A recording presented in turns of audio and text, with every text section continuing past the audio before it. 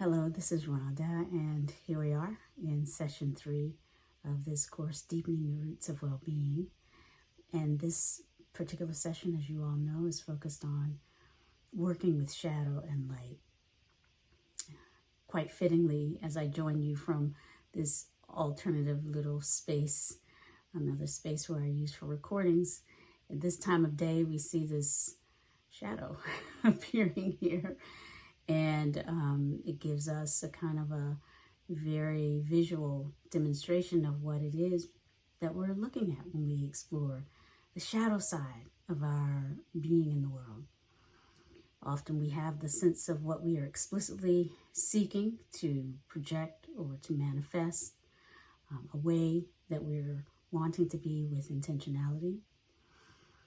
And traveling alongside us, often unrecognized and unseen, in this case, it's off to my shoulder, to the right behind me, this shadow. The shadow here, as I think can be so often the case in our real lives, is present but not exactly mirroring the way I perceive myself. It's kind of in profile. It's got this interesting kind of shape to it. And in that sense, it is a reflection of something that is hidden, that has maybe a different shape than I would be, again, intentionally seeking to make manifest. And this video representation of all of this helps us see that shadow. It helps me be able to see that shadow in a way that, in fact, when we're talking about the shadow as it shows up in our own way of moving through the world, we often aren't able to see. And this is why, in fact, we need each other. So for the session that we're focused on today, we want to be looking at how mindfulness practices actually support us in working with what there is for us to see and become aware of, especially as we move through the world, in the way that there's a shadow side to all aspects of our experience. The shadow side can show up in conflicts that we find ourselves becoming a bit entangled in. It can show up in habits and patterns and conditionings that are just wrapped up in the way we are tempted to react when we come in contact with different aspects of reality, different sights, sounds, certain thoughts that occur to us or are presented to us. The habits and patterns we have around having pleasant or unpleasant or neutral feeling tone being sensed, or feeling that arising in our bodies as we encounter these different aspects of the world around us. Those very subtle feeling tones can then, in ways that are, again, also quite subtle, invite us into the tendency to want a little bit more of that which feels subtly pleasing to the body, to the mind, to the spirit in some sense, to want a little less of that which, for whatever reason or way, feels subtly displeasing, to be kind of bored with that which can subtly feel neutral. In other words, I'm just pointing toward how it is that the feeling tone that we encounter as we move through the world can, and often for many of us, it's something I've observed in myself, and the invitation is for you to explore whether this is true for you, can then lead to interacting dynamics that we're pointing toward when we use the word craving or aversion or sort of delusion. In other words, we can feel that sense of wanting more and then start to cling, right? From craving leads to clinging, holding on perhaps too tightly, moving from a wholesome appreciation of something to a kind of an unwholesome unwillingness to let something go, even as it is receding, even as it is changing, even as something else wants to be embraced in the moment that we're in.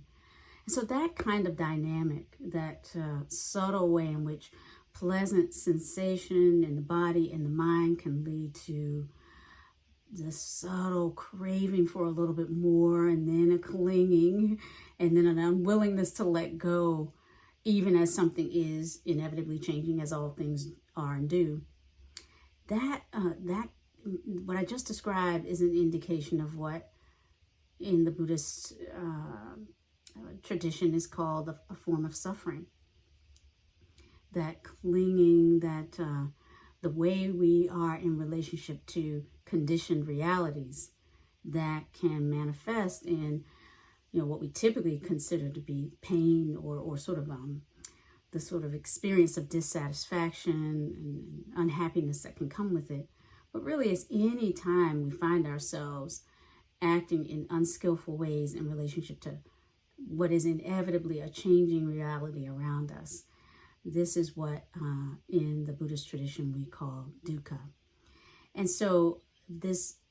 week's practice of reflecting on shadow and light is meant to help us notice some of the ways that the shadow sides of our own psyche, right? Those ways that our own brain kind of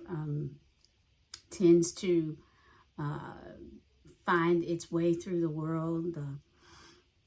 the schemas that we create to move efficiently through the world. One example of such schemas are stereotypes about different people. And again, on the one hand, some of those schemas can feel comforting and maybe non-problematic. For example, they can be schemas around those that we identify with and feel subtly a bit more comfortable with. And on the shadow side of that feeling of belonging with certain folks can be a feeling of forecasting of the opposite of belonging with other folks. In other words, while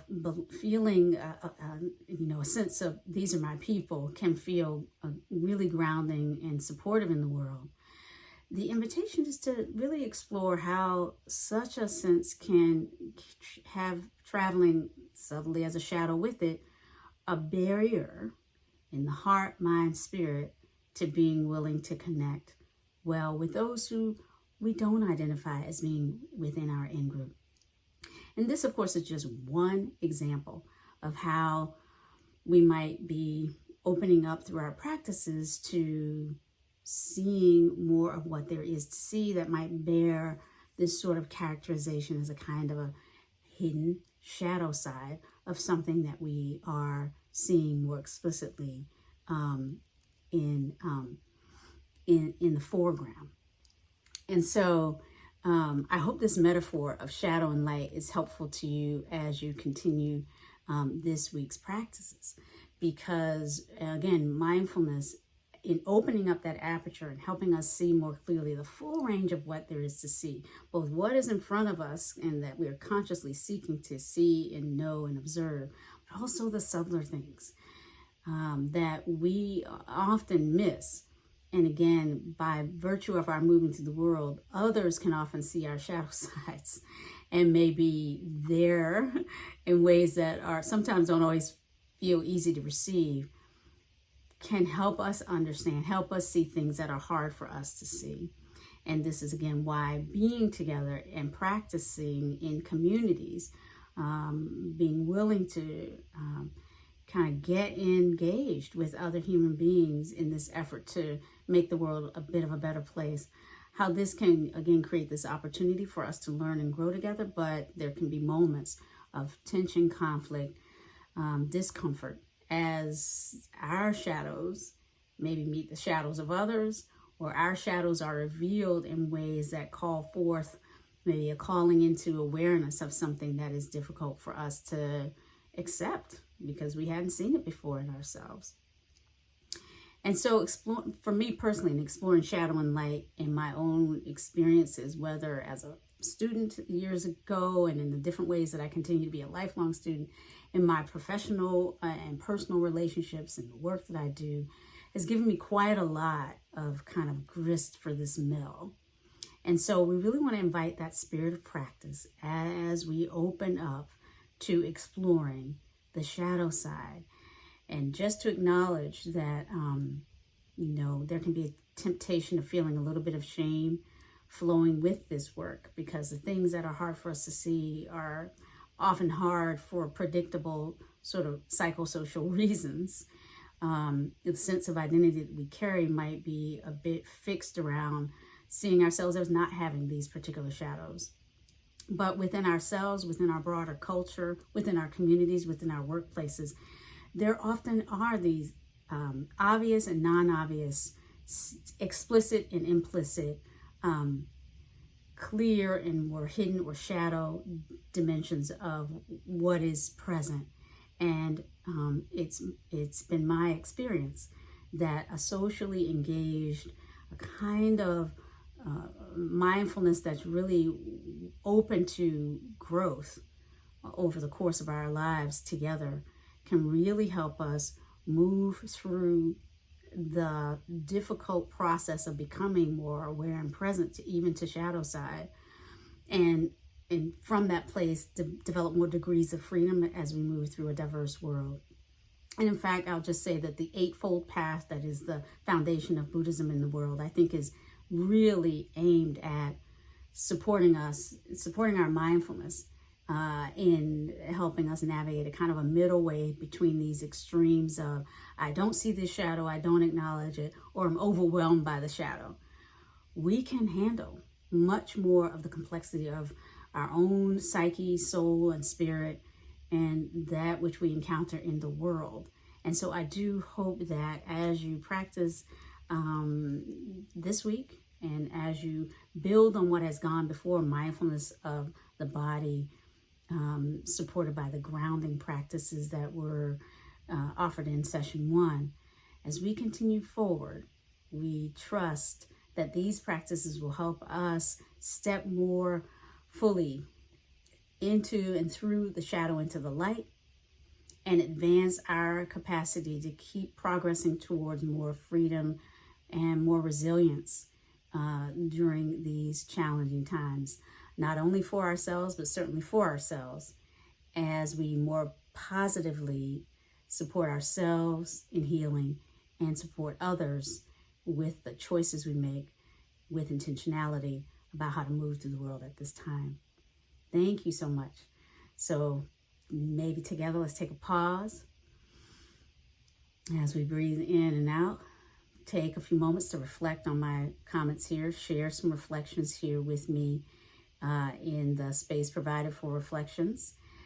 And when you're ready, please proceed to a practice for cultivating more of your own ability to work with shadow and light at this time.